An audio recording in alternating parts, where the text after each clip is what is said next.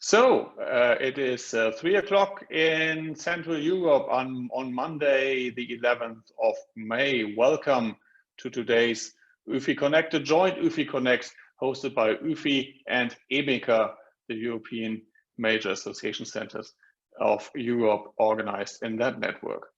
I am Kai Hattendorf. I'm the Managing Director of UFI and your moderator today. Very warm welcome to all of you joining us, whether from the UFI side or the EMECA side, whether from Europe or Asia or the Americas.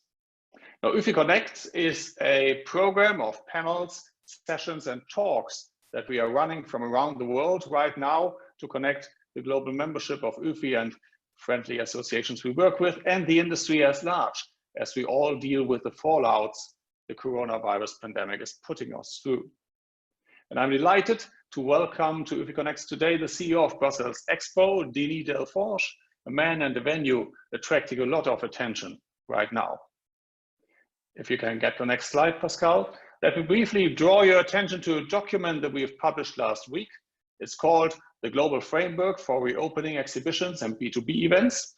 And it is a blueprint of the tasks and the to-dos that we can deliver as an industry to create a safe environment around our events. This has been put together in collaboration with colleagues from all around the world, from UFI, from EMECA members, from members of other associations, from associations themselves, from organizers, venues, suppliers, and associations. You can download it and you can use it when you talk to your authorities about reopening on the other side of COVID-19. You will find this and lots of other material on the UFI website. You'll find the address here.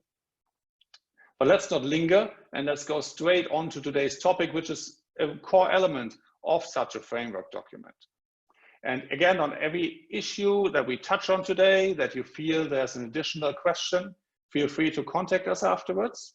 You will get an email also where we ask you for feedback on the session. So please complete that in the little survey and help us to get the next UFI Connects right into the right shape so they help you and serve you with your work. And feel free, obviously, to share on social media core statements from today, core thoughts of your central takeaways. So, to Brussels Expo. To provide a safe and healthy environment for events in the times of COVID-19, venues around the world are looking into the best ways to keep viruses at bay. And a lot of attention right now is focusing on Brussels Expo. The venue announced that it will install UVC technology that purifies the air. It is a technology new to our industry, but already used to disinfect hospital rooms, operating theaters, ambulances, and public transports, particularly against COVID-19 around the world. In his presentation, Denis will introduce the thinking and the solution in Brussels, and we've made sure to have a lot of time reserved for your questions afterwards. Now, for those new to UFI Connects, how does the question and answer works? We've all muted you for the session, so we can all focus on Denis and his slides. If you have a question, please write it down in the chat. The chat function is open. Our team will call you up when it's time for you to ask your question. And if your video screen is on, we will unmute you so you can ask your question into the audience. Now let's get going. Denis, great to have you with us. So from the UFI home office in Bonn to Brussels Expo, because you're actually in your venue. I so envy you. You have a workplace to go to. Please take it away and tell us about your solution and the UVC technology. Thank you, Kai. What I will do right now is to share my screen. So confirm me that you're seeing it. We see it, Denis. Okay, let's go.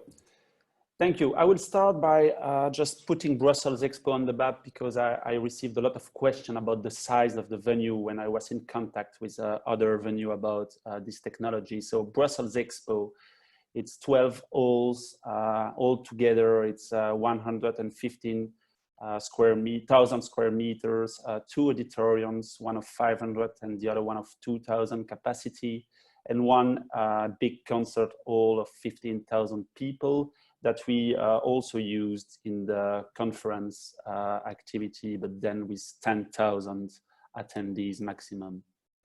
Currently at Brussels Expo, we are developing a master plan that has to be released in 2020. So at the end of this year, we are doing this in collaboration with GWC, and we are quite happy to be in this process because it allows us to just take into account the new behavior after this pandemic of COVID, of course. So in the process of the master plan, we are also taking into account the venue quality that can be defined by GWC, and according to GWC by 3 main categories. First one is efficiency, second one is services quality, and of course the third one, safety, and that's the main topic of today. So today, I think a lot of venues are just changing a little bit the first priority in the mission statement they have. And at Brussels Expo, offering a safe venue must be the top priority. And this is especially true in the context of the COVID pandemic. So it's not must be anymore, but at Brussels Expo, offering a safe venue is our top priority right now. So let me explain you first the methodology we just implement by analyzing, all the measures that we have to put in place and how we came to that solution of the UVC lamp, and how we achieve and for the statement I just had before about our top priority is a safe venue. So the methodology we used is basically the methodology I used to apply when I was an auditor for a big audit firm. So it's basically the same principle as the internal audit approach. So you start with the risk assessment, and then you see all the controls that you can implement to mitigate, to reduce the risk that you have analyzed. And so at the end of the day, you have the residual risk you have to deal with, and you have to put controls and to the moment that you are comfortable with the residual risk. So basically, that's what we did in this case. We already did it before, and that's a methodology we applied during Denis, may I interrupt you briefly because we still see your first slide. I think you have to switch to presentation mode in your presentation. Oh, okay. Let me start again then, because on my screen I see all the slides. Wait. Can you confirm me then it's passing through the different slide now? Do you see the different slides? I confirm I see a different slide with the risk assessment table. Okay, so these were the slides you just missed about the holes, the master plan, the 3 categories: efficiency, service quality, and safety. This is the statement of it's our top priority, the COVID pandemic, and then that today we apply the internal audit approach. So basically, this is now what the matrix, the scorecard we applied at Brussels Expo in the specific risk of COVID. So what is the risk? So we did the risk assessment. The risk is the spread of infections. And so we analyzed the different type and the different modes of transmission. First one is the direct contact. So basically it's person-to-person transmission. Second one is the indirect contact with surfaces or objects that can then infect people. And the third one is airborne. These 3 types of transmission, 3 modes of transmission, are the one described by the World Health Organization. Even if for the third one, there is still a lot of debates about it. I will come back on that point because this is very important. Then we attribute a risk classification. So the World Health Organization is telling you that today, the main mode of transmission is the direct contact, followed by indirect contact, and third one today as a potential mode of transmission is the airborne. So we attribute a risk score to each individual mode of transmission. Then what we do when you finish the phase of risk assessment, you just list all the measures that you can take as a venue. This is very important to understand in this matrix, is that it's really a venue matrix. So you can do the same kind of exercise if you are an organizer, but this is the matrix of a venue, meaning that we will rank the measures as a venue and not as an organizer. So we list all the measures from the ticketing time slot, thermal camera, surface cleaning, and so on and so on. That's basically a lot of them. You find them back in the best practices of UFI that Kai just told minutes ago, or you find them in other protocols that are developing the venues around the world. So basically, you list them, and then what you do when you have them, you just attribute them a risk score. And the risk score is defining by what type of risk they are mitigating. So for example, if it's only mitigating the direct contact, you will attribute a score of 3. If it's tackling and mitigating the 3 type of risk of transmission, you just compute and add them, and so you come to a score of 6. So this gives you, in terms of the pertinence and the efficiency of the controls you want to put in place, already a good indication.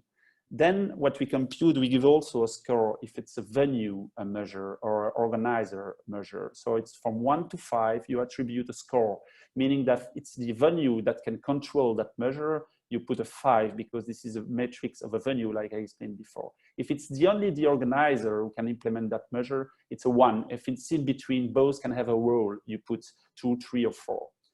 What is also coming from the audit internal methodology is that you just classify the type of controls in terms of categories. First category is preventive controls. Second one is detective, and the third one is corrective. Preventive controls are, by definition, the most robust and the most cost-effective controls. So you attribute a score of 3. Detective controls, like for example, thermal camera that you will take the fever of your attendees and you will detect someone already infected. So it's only about detection of the risk. So if some attendees coming to your venue is actually ill, you can detect them by these controls, but you won't prevent them to come. And the corrective controls with a score of 1 are the less effective one, but still you have to take them into account, because when you detect someone, what type of controls can you put so you correct the situation? So typically in the case of COVID, if you detect that someone has potentially the COVID, you just isolate them for your other attendees. So these are the 3 types of controls that we take into account in these metrics. And then we come for another scoring criteria. It's the confidence and user experience score. This one is very important. It's more subjective than the other one, but this one is especially important in case of big crisis like we have today. We implement that in 2016 in the music activity that we had with the concert venue during the terrorist attack, because we knew that music venue were targets. And so let me give you an example that you understand it. So for example, the metal detectors at that time, we all knew that was a control that could mitigate risk, but not very effective, to be honest, if someone wanted to come and to do a mass shooting in front of the venue. However, we noticed that in the mindset of the attendees, the fans, metal detectors were absolutely needed, because if you didn't install them at the front of your venue, then you had a problem, because fans don't want to come anymore because they say this is not a safe venue. So in this matrix, we also take into account, the psychological criteria of the confidence, and I will come back on that. Then we had another category about durability. I won't focus on that one, but still it's included because it gives you, you can reuse the investment more than one time. So for example, if you distribute mask, it's a one-time action and control. If you invest in a heat camera, of course, you will reuse them. We don't give them too much importance here, because the focus is not the cost effectiveness, it's more the focus on the priority of the measure you have to take into account. And so basically, with that kind of matrix, the rationale behind it, you can come to a total score of the controls and select, the 20 most important one. That's what we did at Brussels Expo. So basically all the 20 measures and control you see in that table, we will implement them at Brussels Expo, and it gives you, the ranking of each individual measures. And so we select the 20 most important one. We had actually 40 that we analyzed. And so as you can see in the table, the technology we will discuss today, so the air purifier devices combining UVC, ions, and plasma, was ranked #1. That's why we think it's a game changer also. And this is especially true also because, as you can see in the risk classification column, it's one of the few measures that can tackle the third mode of transmission, being the airborne. There is no other measure except from the personal protective equipment that can tackle airborne, the airborne risk.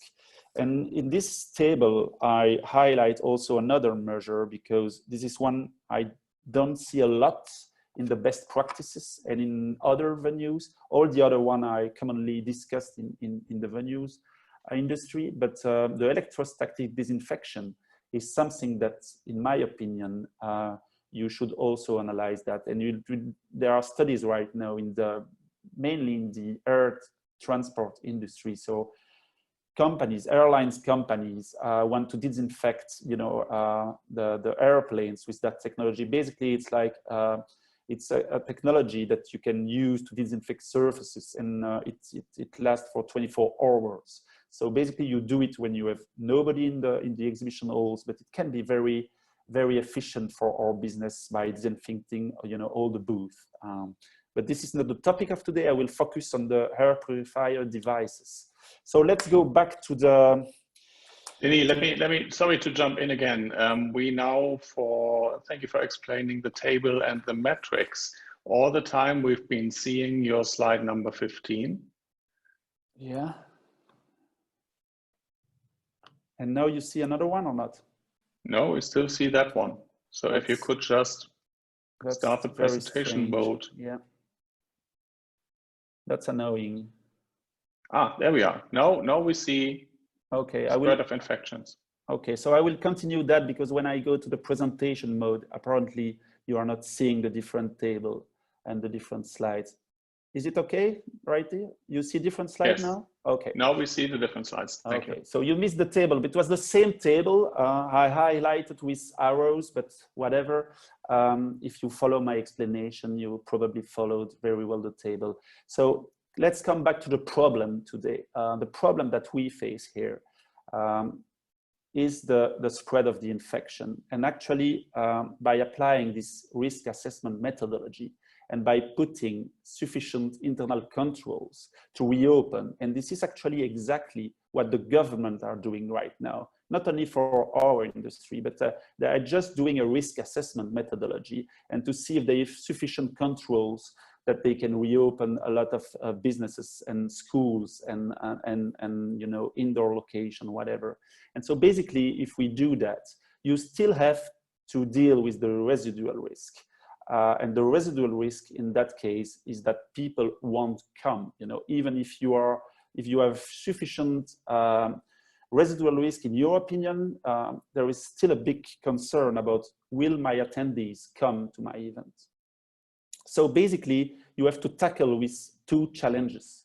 One, the risk, and the other one is the confidence that it's the residual risk of this COVID pandemic. And so let's talk about the solution now. The solution of today, it's what we call the UVC equipment, but actually it's a combination of several technologies. First one is the UVC. Second one is the PCO, so photocatalyst oxidation. The third one included in the device are the cold plasma oxygen. And the fourth one, I will go briefly into details, is the negative ions. So what we did at Brussels Expo, because of the specificity of Brussels Expo that we are, depending on the city of Brussels. And for the one that are living in Europe, we are we all know that, you know, in Europe, on an average, the public hospitals are the best one. And this is the case in Belgium, which is totally different from the US model where private hospitals are the best one. But in Belgium, the public hospitals are the best one. And we have the chains in Brussels Expo that, because of our link with the city of Brussels, we could be in contact with one of the main hospital, one of the references hospital in Belgium about COVID, called the CHU Saint-Pierre. So basically we send them the information about our products, the products we intend to install, and ask for feedbacks. And basically the feedbacks we receive is that the technology is working. And I will start with the UVC. So UVC is a technology that is known and applied in the medical sector for more than 1 century. So basically it's a technology that is very useful to disinfect and sterilize the air and the objects. So basically we are talking about, there are different types of UV, UVA, B, and C, and we are talking about UVC here. UVC is very efficient to disinfect in the wavelength of 250 nanometers. So you have to have devices in that kind of, in that range of wavelength. And by using this technology, it's destroying bacteria and viruses. And if you ask, you know, if you ask experts and scientists, they will all confirm that the UV technology is used for a long time, and actually it's used right now in the fight against COVID. Another technology that is included and happens inside the device, it's the PCO. And there are also studies explaining that it's very useful against viruses such as COVID. So PCO mainly it's a chemical reaction inside the devices that occurs when you have the combination of the UV lights and a catalyst. And so basically inside the device, you will produce some hydroxyl particles that will fight and destroy, you know, the bacteria and the viruses present in the air. And so you don't just capture these bacteria, germs, and viruses, you also destroy them. And this is very efficient. So you don't need, if you install filters in your HVAC system, for example, you will block mainly the viruses and the dust, even if for the viruses, there are no filters that are very efficient because the particles are too small. But if you use that kind of technology, you can not only block them, but you can destroy them. And that's why it's very, very efficient. Actually, what is very interesting about the technology we are discussing right now is that it's not only inside the device that something happens, also outside the device. So you don't need all the air passing through the device that you have an effect. Also, the air that exits the devices is combined with what they call CPO. It's cold plasma oxygen. And this cold plasma oxygen, you have to see it, and that's the way they explained me at first, to see it like an eruption of a volcano exiting the devices. So basically it's like raining inside the venue, except you don't feel anything because it's very little droplets. But the plasma of oxygen is heavier. Actually, it's ozone, it's heavier than the air. And so the plasma just attacks all the particles inside the air and so outside of the device. So it's very important in comparison of other technologies is that you not only clean the air inside the equipment, but also outside. That's why you install these kind of devices at the rooftop of your exhibition halls. And the last technology involved in this equipment is negatively charged ions. And these are very efficient also because they are just diffused by the device, and ions, you know, they attract, the negative ions attract particles, small particles present in the air. And so basically all the viruses, bacteria, particles, we just aggregate and so become heavier and so falling on the ground faster. And we all know that it's very important that, you know, the virus, the COVID virus just fall down quicker so it doesn't spread into the air. So basically, these are the 4 technologies inside the device we will equip Brussels Expo with. There are studies about all the technologies I mentioned. There are no, and we need to be very transparent on that matter, there are no specific studies right now by using this technology in the fight against COVID. Why? Because it's a matter of time, and also because there is no sample today of COVID that can be tested by private companies. However, we did our homework and we just studied, and we sent the studies to the expert of the hospitals in Brussels. And there are studies about respiratory viruses and the effect of those technology on those. And actually they were very efficient against, for example, H5N1, killing 99.9998% in seconds of these viruses. There are also studies about the efficiency of those technology on the surfaces, not only in the air. And there are studies about studying about if you put those technology and compare, the use of UV, the use of COP, and the combination, which is the case here of both of these technology, what kind of reduction do you have in the terms of infection? So basically, I will provide, I told Kai, I will provide the studies that we dispose today to the UFI, so you can have your analysis of these studies. Alors, there is one more study to come in Brussels because we wanted a specific studies for exhibition halls, a big indoor location. So right now we are launching a study with the University of Brussels to analyze, this technology in an indoor location such as Brussels Expo, and we have a whole team of the university combining engineer, pharmacist, virologist, a lot of specialists, so that will work on that matter. So that we have a specific study how these technology can be efficient in indoor location. So as you have seen now, we with the use of these technology, we could reduce the risk, mainly the indirect contact mode of transmission, by playing on two factors. First one is that you are just cleaning the air. So basically, you won't have any viruses or bacteria falling on the ground, or less of them falling on the ground.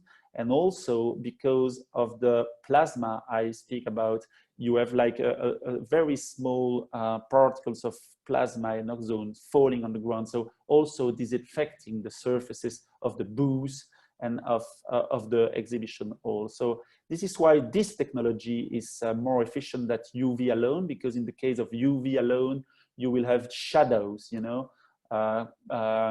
incurred by the booths inside the exhibition hall. And here, you have a much better spread of the technology, and you don't have the shadow effects of the UVC lamp alone. And as you might notice, we also tackle, of course, the airborne transmission mode. And I want to just focus on that one for 1 minute.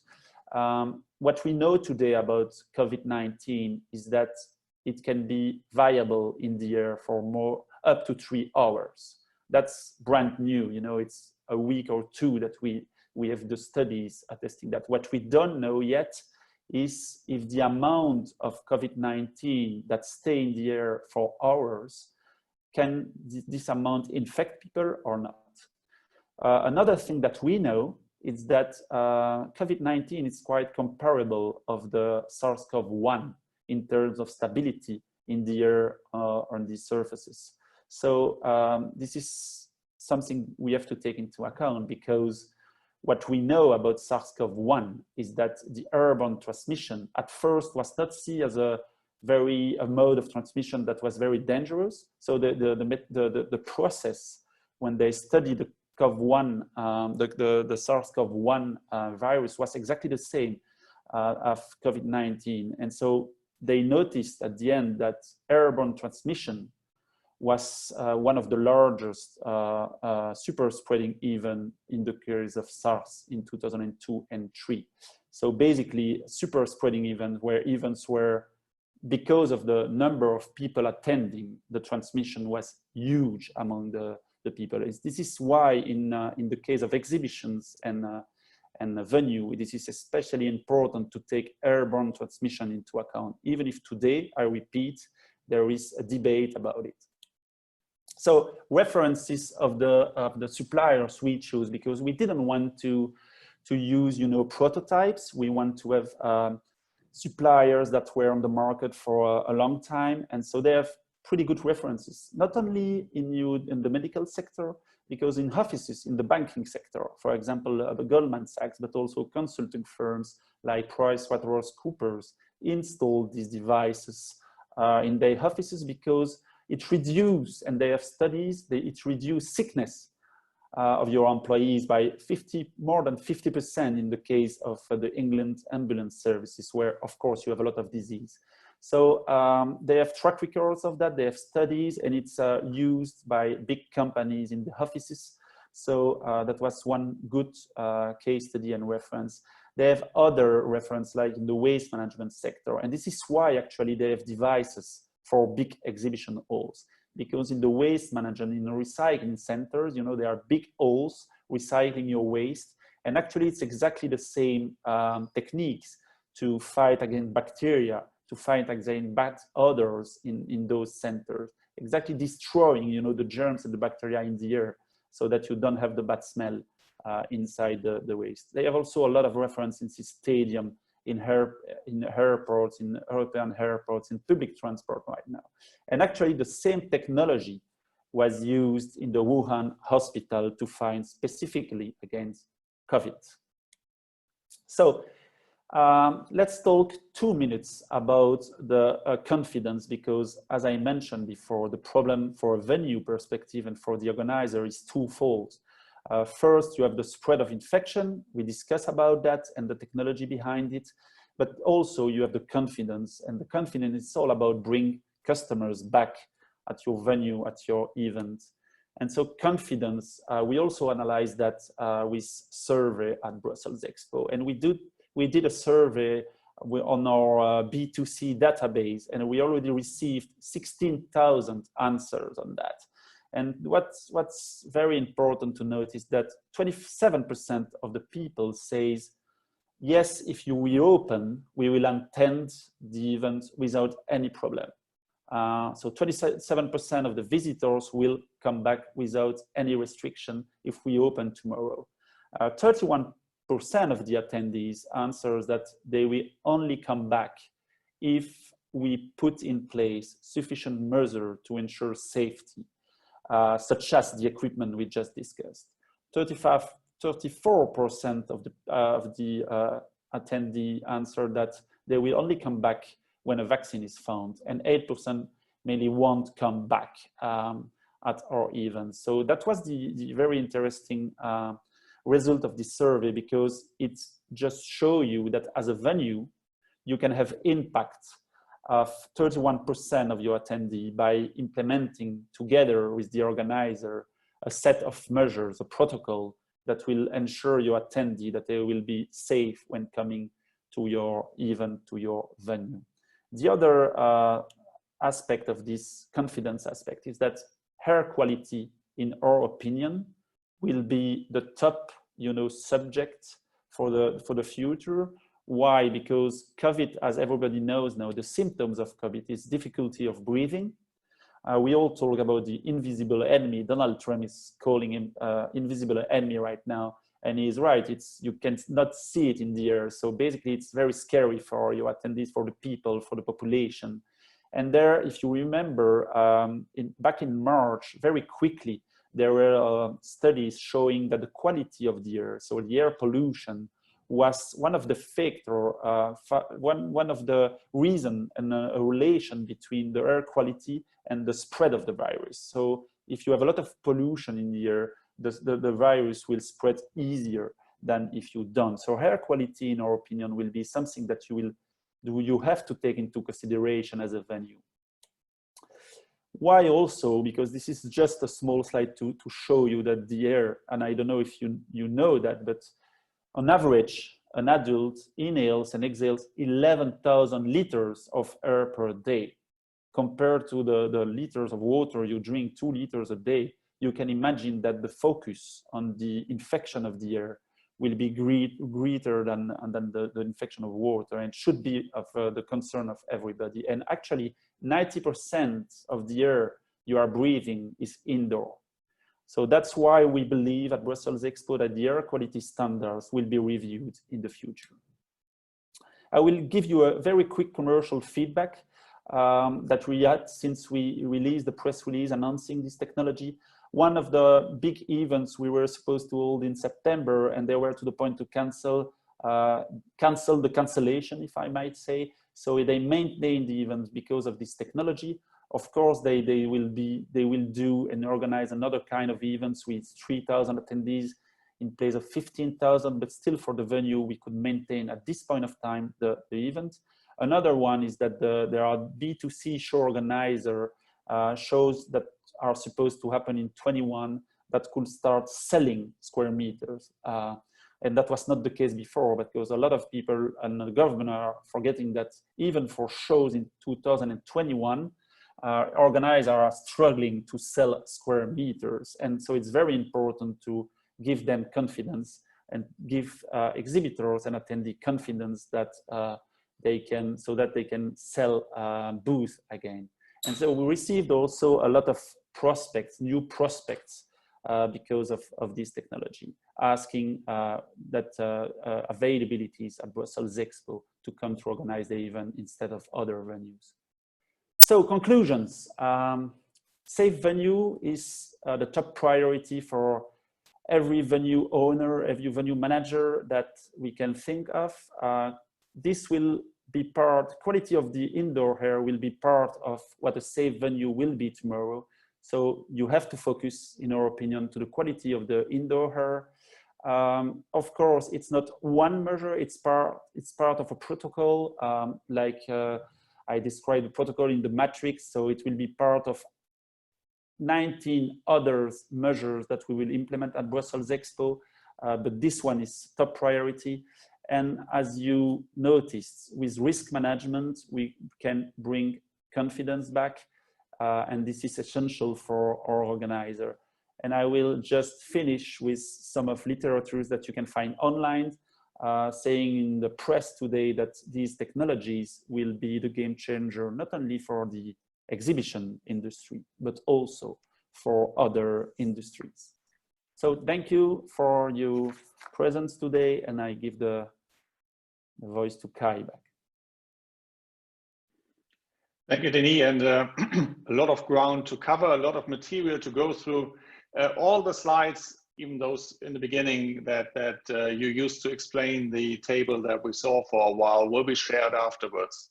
You will all receive an email with the deck. So a few of you have contacted us already asking for that. Before we go into questions, Barbara Weizsäcker, the Secretary General of EMECA, our co-host of the day, you are on the call. What's your initial take of this technology, and what is the talk within EMECA? Thank you, Kai. So also hello to everyone from my side. EMECA members, all of them are UFI members too. We share this session, which is very interesting. And as within UFI, also in EMECA, we have discussions, of course, about health and safety measures, protocols, and what else than the usual measures to increase, to bring people back to the venues, to make them safe. And as you said, Denis, the main important item is reinstall confidence. And then I think sometimes we also need a little bit of luck. But as I see, you found a device apparently that helps more than luck. It sounds very interesting and apparently scientifically proven. I have two practical questions, in fact, and perhaps they are interesting to more than only myself. So we saw the machine. I have no idea how big is it. I mean, do you put it under the ceiling? Is it meters? Is it small? I have no clue about the dimension. And what does it do? Does it emit the light, or is that all in the machine? And then, so how much air can you clean with one item? So is it, do you count the square meters of your halls, or do you count cubic meters of air, or how, I mean, how do you count, or how do you calculate how many of the machines you need for which spaces? And also, can you run it throughout the day with people in the hall? Because UVC is very dangerous. So is there light emitted? Can you only run it in the night or when people are outside of the hall? Does it do any, I mean, I suppose it doesn't do any harm, of course, but there are doubts and people are scared also about new technology. So perhaps you can elaborate a little bit about the practical application and how you would use it. I suppose you try that with your test. Do you bring stands in the halls, people in the halls? How will it really function? So let me explain. So first question, actually, the suppliers we choose after careful selection have a broad range of products. So basically you have devices for any types of rooms you have in our venue. So basically you have devices for the restrooms, you have device for the meeting rooms, you have device for your offices, and you have other device for the exhibition halls. So basically the machines are quite big in the exhibition halls, but to give you one example, in one hall of 10,000 square meters, you will install 35 devices at the rooftop. In one office, you will install one device, another type of device. So basically what's very convenient is that you have different type of devices for different type of rooms. And obviously, it's not a plug and play solution. So basically it's really easy. It's a plug and play in the restrooms, in the meeting rooms, in the offices. When you come to the exhibition halls and the auditorium, it's not a plug and play solution. You have to study the solution. So we took engineers specialized in airflows, because as you can imagine, because I explained you the plasma that is like raining in the venue. If you have your HVAC system installed very close to the device and extracting the air, you won't have the effect that you want to have by exhaling the plasma. So basically you have to study hole by holes how you install the devices inside the exhibition halls. But they have special devices for large indoor spaces, and then you need an engineer. But basically in 2 weeks of time, we had the studies with engineers in Brussels. So it's not taking a long time for a big venue like Brussels Expo. So that's the first answer, first question. Second question, Barbara, is yeah, it's totally safe and you can use it. And that's one of the big advantage of the technology. You can use it in presence of public. So basically what we will do is we will put them on when we have an event and just shut them off when you don't have an event. Why? Because yeah, UV can be dangerous. And in fact, the UV lamps are enclosed in a box or in a cylinder. So basically it's not shining inside the venue. So you won't be touched by the UV light. It's totally enclosed in a box or in a cylinder. So you won't see the lights. You won't have any problem with that. And that's why we chose these suppliers also, because they have studies about the technologies that were used in that device, that it's totally without any side effects, and that can be used in presence of the public. And that was one of the conditions we wanted to have for our industry, that you can use it when you have an event in your venue. Thank you. You already answered a number of questions with that came up. For instance, Glenn, you asked if there are any known short-term or long-term effects. Denis, you already covered that. A couple of questions are zooming in on price per area, but we will get to that. I would like to bring up Joseph Carminati first, because you had two other technical questions. Hello, everybody. Thank you very much for UFI and Denis Delforge for organizing this, because it was very interesting for me to hear all of this. Then I want to raise some question. First, I'm more linked with the hospitality and the hotel industry, so I'm also interested to know if these technologies are also effective in the hotel industry that also has some smaller size event and conference setups. But I have a small question around airflows, because you mentioned that airflows were studied, but I'm a little suspicious about the fact that if airborne transmission is effective, what seems to be the case, If we create some new airflows, we can also help the spread of the virus before it's sucked by the system to be cleaned. So my first question is, how far did you study the airflow at the people level before it gets sucked in the system? And the second question is related, is what's the difference between outside fresh air, maybe, and inside air that we clean? So is there a big difference between the two? I have no doubt about the UVC, even if, okay, if some studies are still missing, no doubt it will be effective. But what's the risk of spread before it gets sucked by the system? And what's the difference between fresh air and inside cleaned air? So these are two questions. Okay. So hotels, yeah, it can be applied in hotels, of course. There are currently hotels studying this technology, at least in Brussels. We are in contact with a lot of hotels about this technology. So yes, it can be put in a room and no problem, and in the meeting rooms of hotels.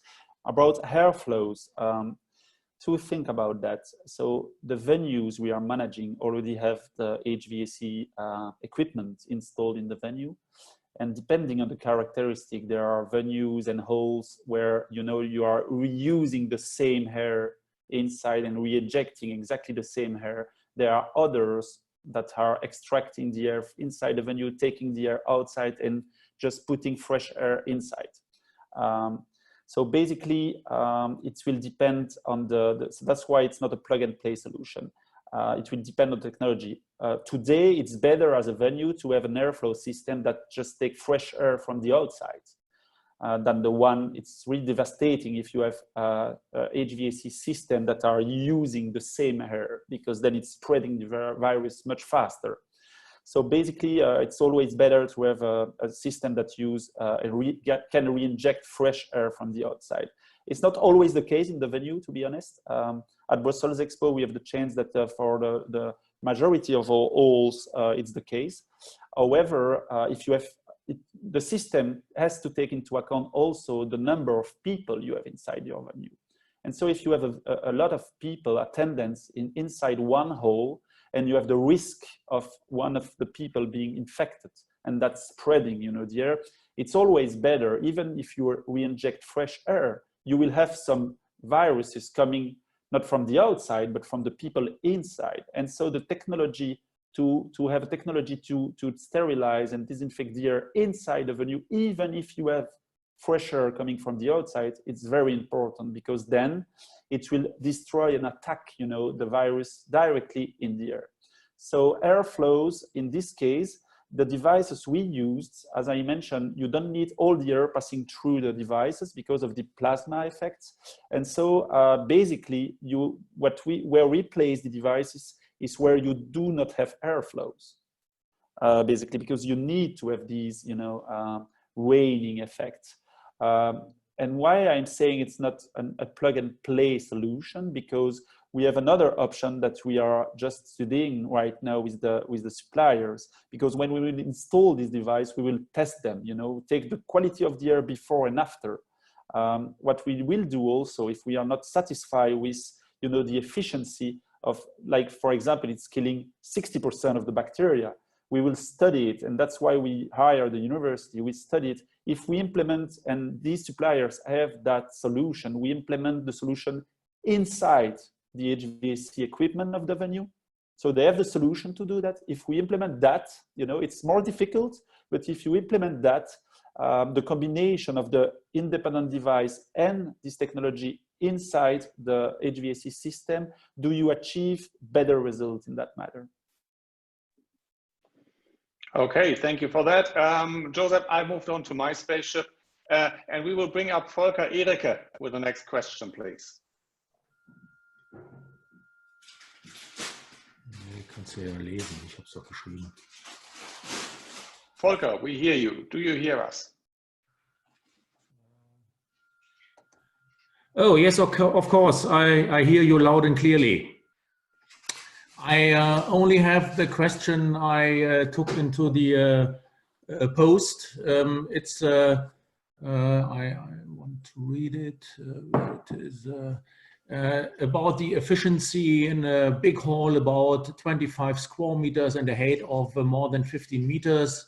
What is the equipment needed, and of course the costs for such an equipment for a big hall? Yeah, and we have a number of questions like that, Denis, for 10,000 square meters of space and extra high halls. So maybe you can give us a little feel for the costs involved. So basically the devices, you can fix it on the wall, like in the restrooms, but also, like I mentioned, in the exhibition halls, we will put at the rooftop because of this raining effect. And so if you have a very big exhibition halls, put the device at the top, at the rooftop, it's better than on the wall. So basically, if you have a very big hall, it's an advantage in comparison if you have very small height of the rooftop. So basically, it's an advantage to have a big halls, about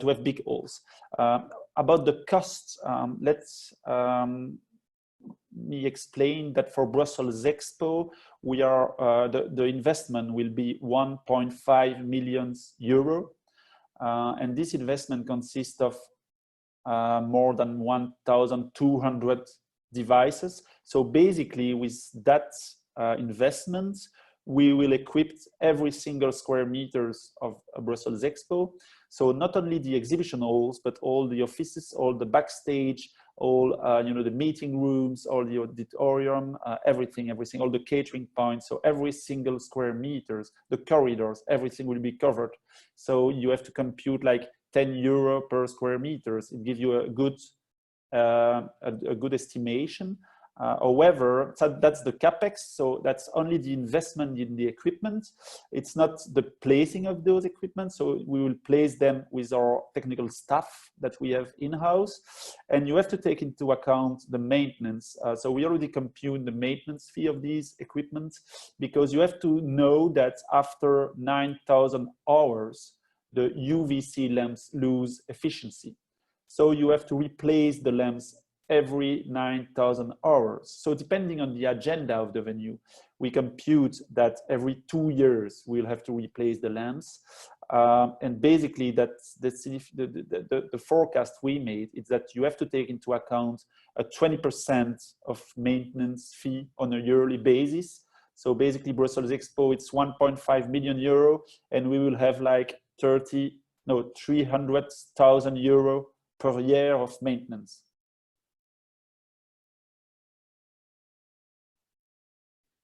Thank you. So some clear guidance there regarding the investments and also regarding the operational costs. I think the next question goes to Patrick, if you are with us. Patrick Lemay.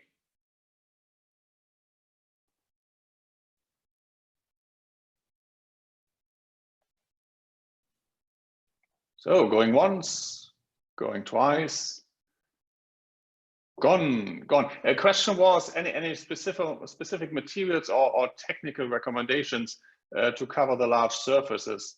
I think you already talked about the size of the device and how to multiply them by use. Let's move on then in the interest of time. We have a question from Christoph Schatala. I hope I pronounced that right. How do you manage the devices? Are they network connected, or is there any control application? So how do you just switch them on and then come back 9,000 hours later, or what do you do? So basically you need electricity, but it's not consuming a lot of electricity. So basically what we will do at Brussels Expo, we will install them on a specific electricity network, so we can really easily shut them off when the event is finished. So you don't consume too much the lamp, and you keep the efficiency. But it's really easy to install depending on the study you will done with the engineers. So basically you can put them on trust when it's difficult with their HVAC system. But the only mandatory thing is that it's connected to the electricity network, but with standard connections. You don't need to have a very big voltage and so on. It can be connected to a really low level voltage. Great. And then we had two questions coming from Francisco Colazzo. I don't know if you're still in the meeting. I see that, but if you want to ask your question.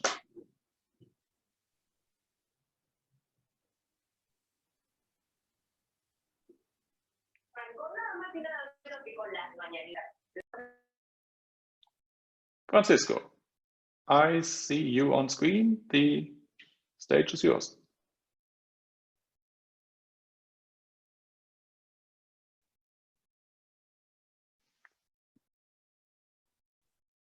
You have to unmute yourself. You're still muted. Hello. Now we can hear you. This is Francisco. Yes, you can hear me? Yes. Yes. See. This is a question. The question is, one of my questions today, it is if the venue is not always occupied, if there are someone looking for rent these devices. I wonder, I saw at the presentation that you need a lot of devices, but in Europe, I think that some of the messes are occupied all the times. And I wonder if some company or this company will provide the rental devices. This is my question. I wonder if it's okay to. Thank you. So is this something that is owned and operated by the venues or something you source in from suppliers per event? So to answer that, we decide at Brussels Expo, we decide to invest in the technology. So we'll buy the equipment. However, we discuss with the suppliers a leasing model, and it was possible to have a lease of these lamps. But because of, the 9,000 hours of life of the lamps, we decide, okay, basically we compute that in 2-3 years, we will have to replace the UV lamp. And so it was better to invest in the technology than to have a lease model. But it's possible, I think, if you negotiate with the suppliers. Okay, so you are building it in yourself, but also supplier models you think could be possible. Last question of the day goes to Simon Mills. Simon, can you hear us? Then show yourself so we can see you. Can you see me? Yes, if that's you. Afternoon, everybody, or evening, or morning. I just had a question about government, actually. Obviously, the other hurdle this industry has to get over is the government allowing mass gatherings and events to take place. Has this been a useful lobbying tool? Are government aware of what you're doing? And do you think it might speed up the opportunity to relax the restrictions around mass gatherings and events? Yeah, good question. Actually, we all think that, and we are a very creative industry. And what we noticed in the first days of this pandemic is that everybody was waiting, and so what we think is that it's the industry, and that's what is really doing the UFI and MECA and so on, that the industry has to take its destiny into its hands and just propose some measures instead of waiting that all the government just takes some of the measures for us. So of course it will help. So currently in Belgium there are associations discussing with the government. We will of course discuss this specific measure among the others and take that into account. The problem that we face here is that it's not a measure that all the event industry is ready to install because of its cost for one reason. And so basically you can not come to the government and say, okay, we have this technology, we can reopen tomorrow. What we will do at Brussels Expo because of this, and we know that other venues are following us in Brussels to install this equipment. What we will do, however, is that, I don't know, it's the same case in all the countries in Europe, but we know that at one point in the time, it will come that in Belgium, for example, it's the federal state deciding everything. I think in Germany, it's already the case. No, we think that at one point in time, because it's so difficult, you have so many different situations, it will be the local government deciding. Actually, in the US, it's already governors deciding. And so we think that when it will be the local authorities deciding if you can organize an event or not, then we will present, this technology into the details, because then it will help that we can organize events at Brussels Expo. But right now it's difficult to just include this solution when we negotiate with the federal government of Belgium, because not all the indoor location, not all the venues are equipped or will be equipped with that technology. Denis, thank you. That was the last question we had time for. I've seen a number of other questions. Don't worry, we will get you the respective answers after the chat, but we try to keep these sessions tight and to the hour. A very, very interesting case. Thank you for sharing it, Denis. It is a lot of technology around, but it's also a lot of science behind. So it may indeed be a vital step forward. We've talked about financing models. We've talked about functionality issues. We've talked about who will have to carry the cost, and if this may be one of the stepping stones to allow exhibitions to be green lighted again by the national, regional, or local authorities. Pascal, if I could ask you to bring up the closing slide, with a big thank you again to Denis for being with us. If you want more UFI Connect, we'll be back. My colleagues from Hong Kong, Mark, will run that session tomorrow already, with a discussion on the role of government in the recovery of the exhibitions industry in Asia. Investments in venue could be a topic there, but it's also about government support programs specifically for our sector. So you can find these and all the other UFI Connect sessions on ufi.org/UFI Connects. Next slide, please, Pascal. And of course, these sessions are supported by UFI's partners, our diamond sponsors. So big thank you, big shout out to TCEP, to the Qatar Tourism Council, to Shenzhen World, and to Freeman for their ongoing support. That concludes UFI Connects for today. Thank you for your time. The session will be up on demand as soon as we get to it. So check in tomorrow or again on ufi.org/UFI Connects. Thank you, Emeka, great partner in putting this together. Thank you, Denis. Thank you all for joining. Until next time, goodbye.